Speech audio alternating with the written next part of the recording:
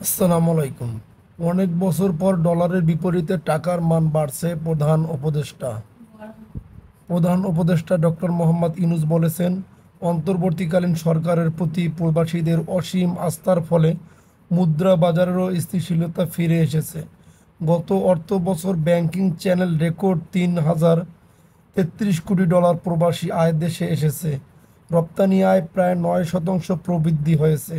এর ফলে টাকা শক্তিশালী হয়েছে। অনেক বছর পর ডলারের বিপরীতে টাকার মান বাড়ছে। মঙ্গলবার ৫ আগস্ট রাত ৮টা ২০ মিনিটে জাতির উদ্দেশ্যে দেওয়া ভাষণে তিনি এসব কথা বলেন।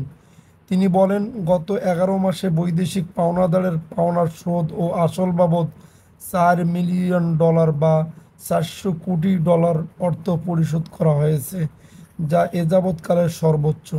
আগের বকেয়া দায় পরিশোধের পরও বৈদেশিক মুদ্রার রিজার্ভ বাড়ছে।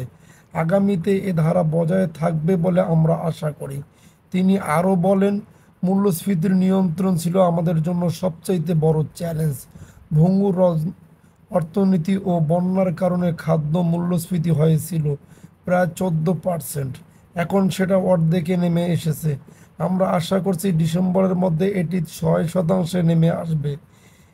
এই জুন মাসে দেশের সার্বিক মূল্যস্ফীতি কমে 8.48% হয়েছে, যা বিগত 35 মাসের মধ্যে সর্বনিম্ন।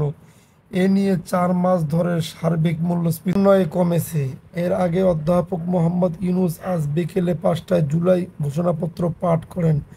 জাতীয় সংসদের দক্ষিণ প্লাজায় এক গণসমাবেশে গণ অভ্যুত্থানের সব পক্ষের উপস্থিতিতে জুলাই ঘোষণাপত্র জাতির সামনে উপস্থাপন করা হয়।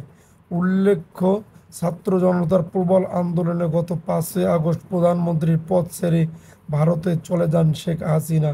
এর মধ্য দিয়ে আওয়ামী লীগ সরকারের 16 বছরের শাসনের অবসান ঘটে। সরকার পতনের 3 দিন পর 8 আগস্ট মোহাম্মদ ইউনূসের নেতৃত্বে অন্তর্বর্তী সরকারের প্রধান উপদেষ্টা বঙ্গভবনে শপথ গ্রহণ করেন।